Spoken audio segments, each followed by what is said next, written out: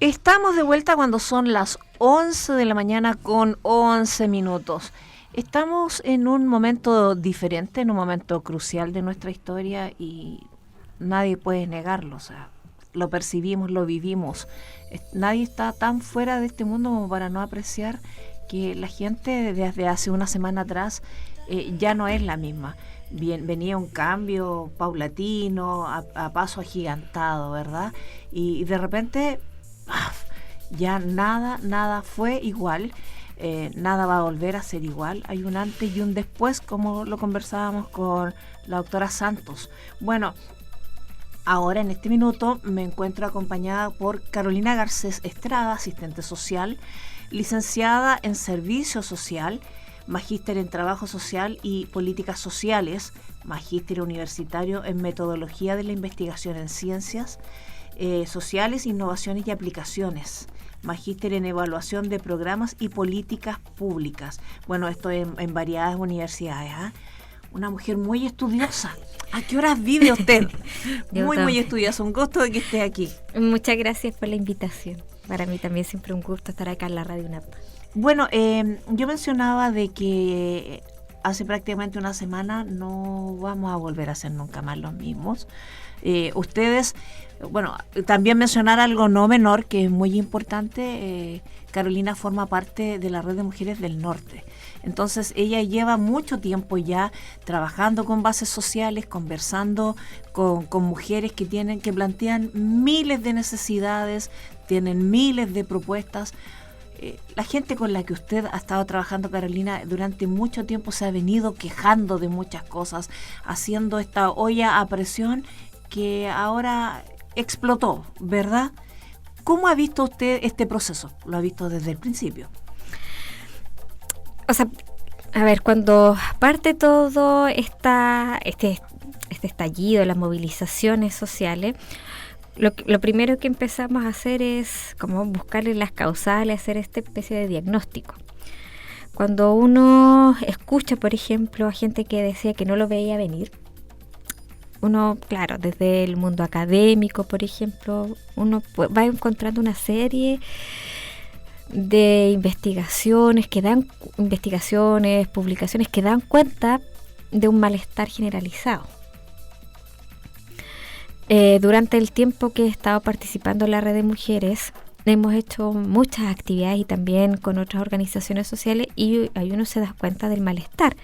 Porque acá no solamente eran cuestiones de género que tienen que ver con la no violencia hacia las mujeres, el tema de los derechos sexuales y reproductivos, también la autonomía, sino que también nos vinculamos mucho con las demandas en términos de salud, las demandas que afectan a las personas mayores, las demandas que afectan por el tema del sistema de pensiones, las demandas que estaban relacionadas con el medio ambiente. Entonces, claro, había un malestar generalizado hace mucho tiempo.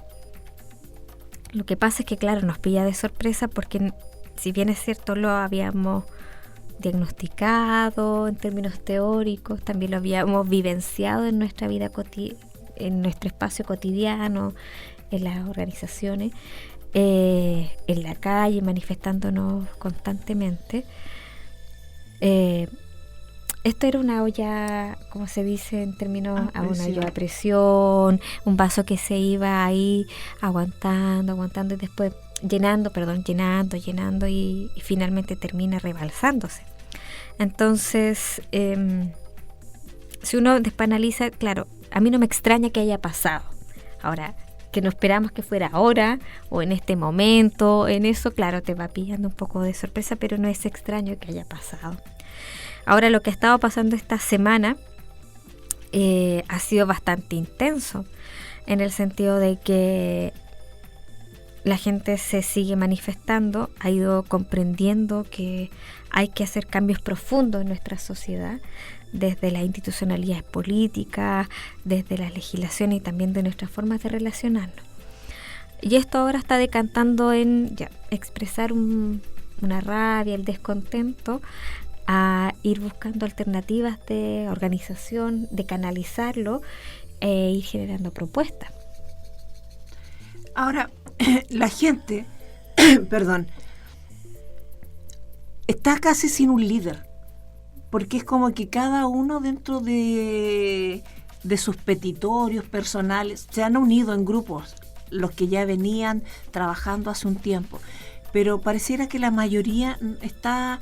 es como el espíritu de rabia que tienen todos, pero no hay un líder que esté como dirigiendo esto, ¿verdad? Son como muchas cabezas, todos dirigen, todos van, hay una sincronía social, pero no hay un líder. ¿Es como peligroso eso? ¿Cómo lo ve usted? Es peligroso en la medida que esto se siga manteniendo así y no se vayan generando algunas canalizaciones en todas las propuestas que van surgiendo. Eso es un fenómeno interesante en términos del movimiento social, porque te das cuenta que finalmente esto no es solamente lo que le atañe a un grupo, sino que finalmente a toda la ciudadanía, de manera bastante transversal, o al 99% de la sociedad chilena, podríamos decirlo desde esa perspectiva. Entonces es finalmente la ciudadanía que en algún momento avanza constantemente, porque esto es bastante generalizado. Como esto surge de esos espacios y los liderazgos en términos sociales o de comunitarios son bastante débiles, porque los liderazgos siempre han sido desde los mundo político, los partidos políticos, las otras organizaciones más grandes. Entonces, claro, no existe un interlocutor, o sea, todos somos interlocutores, medianamente válidos o no, para ir estableciendo eso. Es peligroso en la medida que se mantenga así, porque finalmente cómo tú vas a hacer presión y cómo vas a ir canalizando todas las demandas, las propuestas que pueden ir surgiendo en términos de demanda. Yo creo que hay que buscar un espacio en términos de liderazgo que sea un poco más colectivo, no tan personalizado. Sí. Hay que ir generando un liderazgo que sea más colectivo, porque de esa manera va a ser un poco representativo. Hay un silencio de los partidos políticos que es ensordecedor, haciendo esa paradoja, porque... ¿no? Ahora, a propósito de los partidos políticos, en mi experiencia personal, ¿no?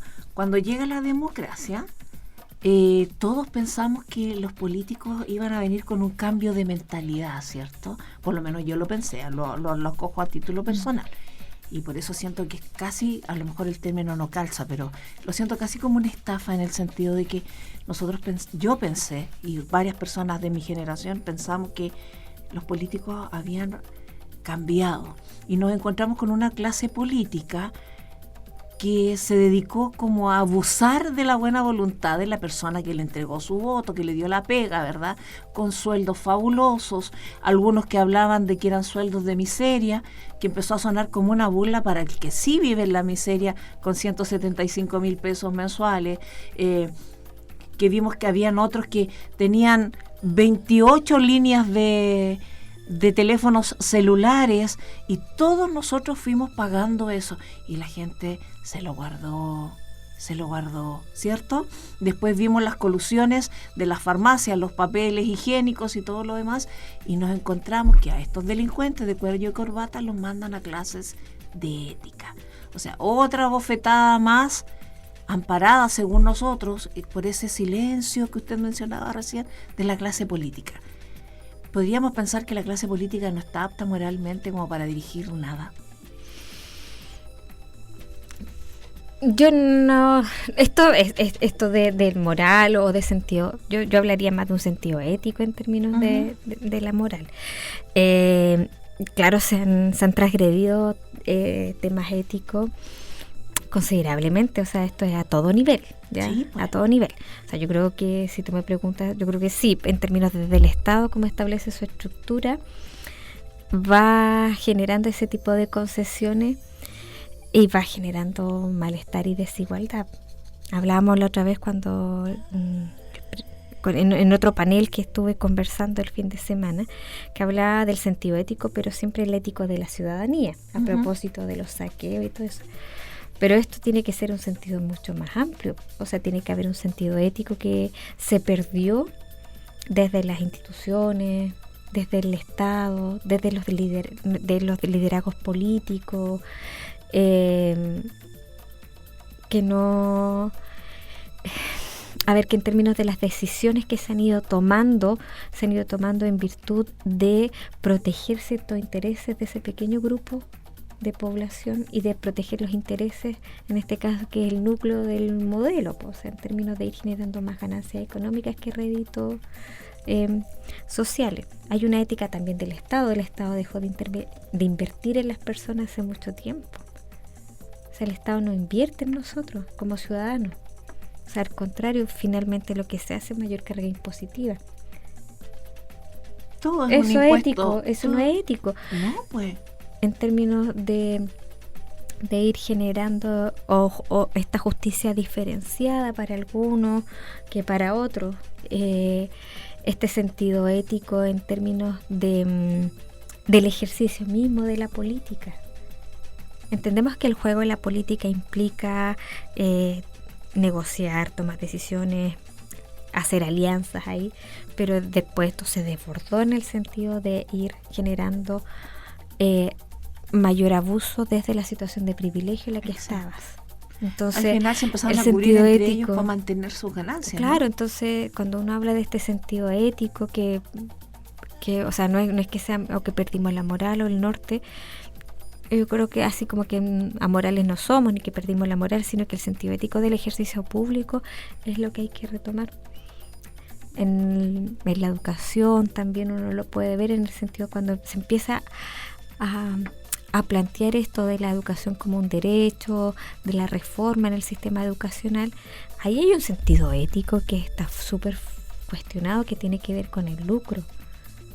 Eso no tiene que ver con contextos morales, sino que tiene que ver con la ética, en cómo yo desde lo público voy generando esas transferencias a privado y cómo desde los privados voy generando ganancias con algo que tiene que ser un derecho. Bueno, entonces vamos a ir a una pequeña pausa de una música y volvemos de inmediato para seguir conversando. Así que estamos acompañándolo en Radio UNAP 101.9. ¿Usted tiene alguna duda? Consúltela. La idea es eso, que usted a través de este medio, que es una vinculación con la sociedad, pueda aclarar las dudas de los ciudadanos.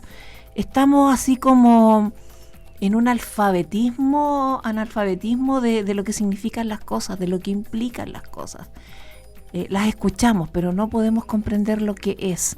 Y queremos que usted sepa lo que es para que pueda defenderse. Esa es la idea de estos espacios de conversación.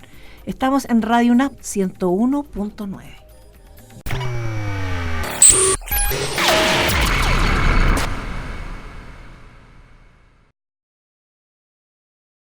Once de la mañana con 28 minutos. Estamos conversando con Carolina Garcés. Carolina, comentábamos que usted trabaja ahí constantemente con las bases y todo lo demás. Está ya esta problemática y me imagino que ustedes se volcaron a poder trabajar con las organizaciones sociales de ver esta contingencia que se está viviendo. ¿Cómo ha sido el trabajo? ¿Cómo ha reaccionado la gente, el común de las personas? Ha reaccionado bastante bien. Mira, nosotros participamos de la movilización, o sea, de las marchas convocadas desde Plaza Condel y de otros lugares. Y en un momento dijimos, bueno, esto también hay que trasladar a una reflexión a los barrios, a los territorios donde la gente está habitualmente, vive en general, en ese espacio que es más cotidiano. Hicimos una convocatoria abierta y llegaron bastantes representantes de organizaciones sociales. De juntas de vecinos, de organizaciones sociales, de algunas organizaciones culturales, de estos movimientos también que han ido saliendo en este último tiempo frente a temáticas bastante específicas. Y ahí hemos hecho un primer diagnóstico, un poco escucharnos. Yo creo que eso ha sido interesante en la medida que se ha ido generando un respeto en comprender de dónde estamos hablando. Entonces vas encontrando que hay miedo por no hacia nosotros mismos, sino que un poco a los niveles de militarización de la ciudad. bastante descontento frente a todas las situaciones. Te vas dando cuenta que las personas mayores, por las pensiones, por la atención de salud, por la educación, por el medio ambiente, entonces surge toda esta expresión cuando uno habla de esta desigualdad que se expresa en diferentes espacios, pero también hay ganas de un poco de aprender sobre o sea, hay un discurso que es común cuando uno habla de esta desigualdad, pero también hay consultas, hay ganas de aprender, de saber, bueno, cuando hablamos de esto, ¿de qué estamos hablando? Cuando hablamos de asamblea constituyente, ¿de qué estamos hablando? De la Constitución, del modelo, del tejido social. Hay unas ganas un poco de ir clarificando, de ir aprendiendo. Qué bueno. Y que eso es colectivo. Y hay gente que tiene como bastantes propuestas, haciendo autocrítica. Entonces después hemos tenido otra reunión en la Junta de Vecinos de Las Dunas, porque la idea es, o sea, nosotros cuando decidimos hacer este convocatoria y este llamado, paralelamente también otras organizaciones lo empezaron a realizar. Entonces por ejemplo, el Colegio de Profesores, y así se han ido como articulando. Qué bueno. Pero eso, claro, yo creo que también responde un poco como ir canalizando esta rabia, estas demandas en un espacio. Claro, al principio era como, bueno, demanda, sacando como todo esto que teníamos acumulado hacia afuera, pero ahora ya esto ha ido tomando otra forma, y viene ese momento en que la gente necesita, bueno, ¿qué hacemos con todo esto que está aquí? Hablamos hace un rato en términos de que las políticas públicas en este último tiempo siempre han estado cada vez más verticalizadas, la capacidad de conexión con la ciudadanía se ha ido debilitando, hay una brecha entre las decisiones que se toman y lo que finalmente se percibe en las poblaciones, en los territorios, esa desconexión, los espacios participativos y la toma de decisiones en las cuales uno puede incidir cada vez se han ido reduciendo más. Si a esto generas la centralización de que es terrible, que finalmente territorios que están como en los extremos, como en el caso nuestro, quedan mucho más marginados de algún proceso de decisión, obviamente va generando un malestar. Ahora eso hay que irlo construyendo, o sea, en estos diálogos o asambleas que hemos tenido, hay también esa reflexión que esto interpelamos a la clase política, económica, porque van como de la mano de que hay que hacer transformaciones profundas en el modelo y las formas de decisiones que se han venido trabajando en estos últimos 40 años, pero por otro lado también la gente se ha dado cuenta, no sé si se ha dado cuenta, sino que también lo ha planteado derechamente, de que también tenemos que empezar a hacer cambios con nosotros mismos, porque hemos aprendido a relacionarnos de una manera que implica no escuchar al otro, no saber qué le pasa al otro, de no apropiarnos de nuestros espacios, en términos colectivos, de entender que tenemos que exigir derechos. Por supuesto. O sea, que entendamos que yo tengo derecho a la cultura. No es que vienen y, muchas gracias. Entender de que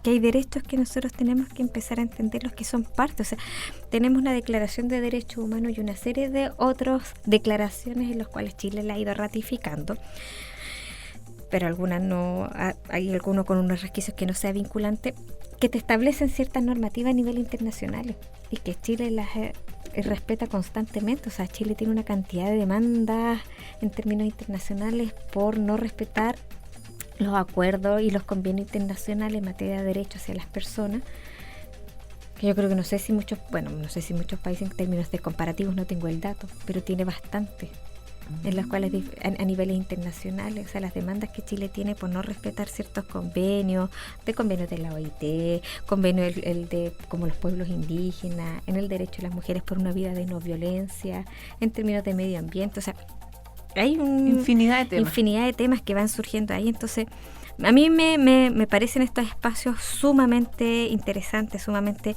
creativos y necesarios. O sea, yo creo que tenemos que escucharnos, tenemos que hablar. Tengo amigas que, no acá en Iquique, que están haciendo un trabajo interesante en otras regiones, por ejemplo, formándose como facilitadoras para todo ir canalizando estos temas grupales. Bueno. Y aparte de ello, sino que también hay gente que está interesada, estudiantes universitarios, por ejemplo, que tienen una necesidad, en que aportamos a construir una sociedad menos desigual, con más justicia social. En términos de, van a surgir estas instancias en las cuales la gente se va a sentir autoconvocada o convocada por otras organizaciones a hablar, a discutir, a generar propuestas, ya sea a largo, mediano plazo, algo que sea mucho más a corto plazo que se pueda trabajar. Para poder hacer eso tienes que tener una pequeña noción de cómo facilitar ese proceso, que esto finalmente no se transforme solamente en un diálogo sordo.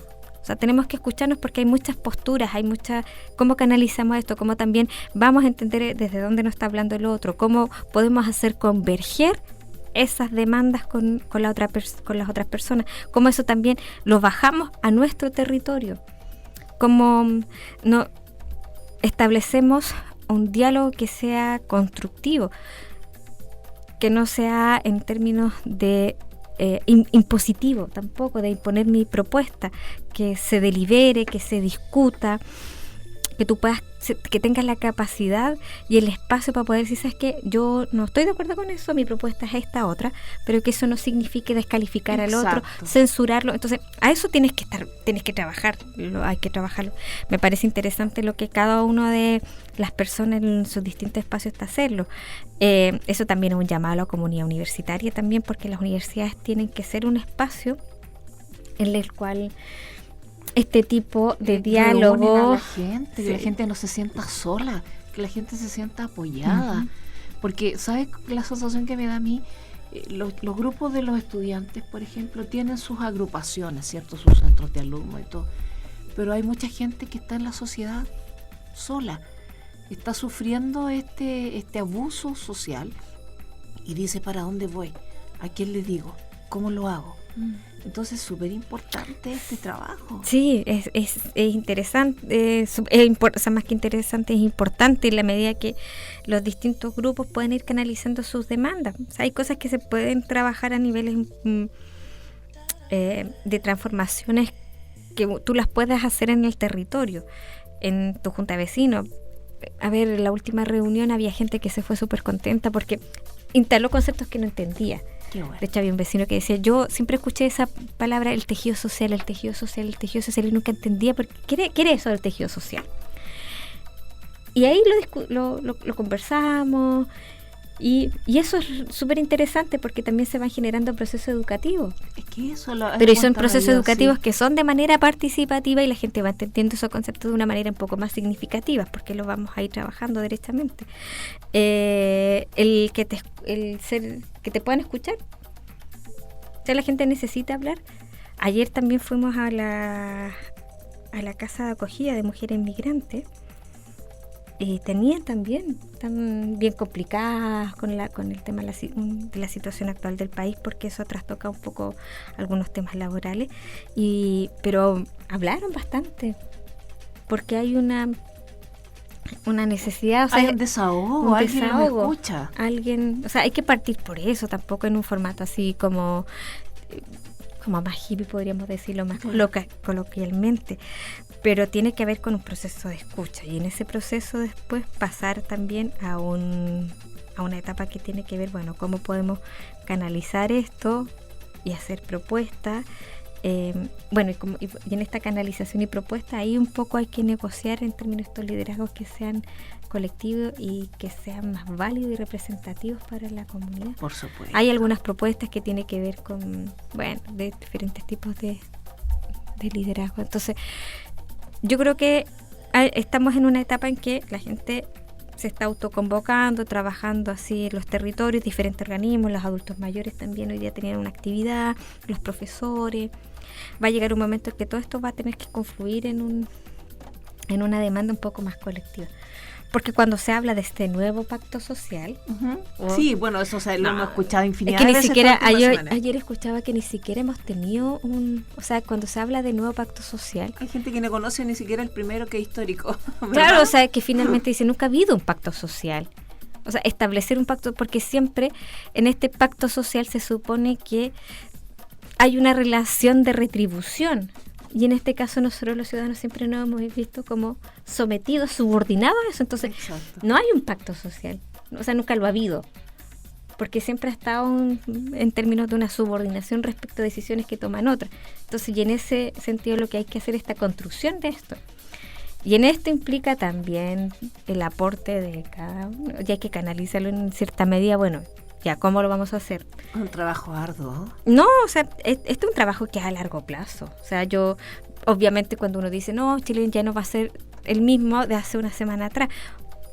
Obviamente, esto en algunos sectores ha calado más profundamente, en otros sectores quizás están más o menos movilizados, pero lo que desde el espacio en el cual uno está, lo que tiene que entender de que esto es a largo plazo. O sea, cómo vamos esto que se vaya haciendo de manera sistemática y que no solamente quede en un espacio y después volvamos a hacerlo, a trabajar lo mismo que antes. O sea, nosotros no podemos volver a nuestro espacio de trabajo y empezar a funcionar de la manera autómata, desconectada, que lo habíamos estado haciendo anteriormente.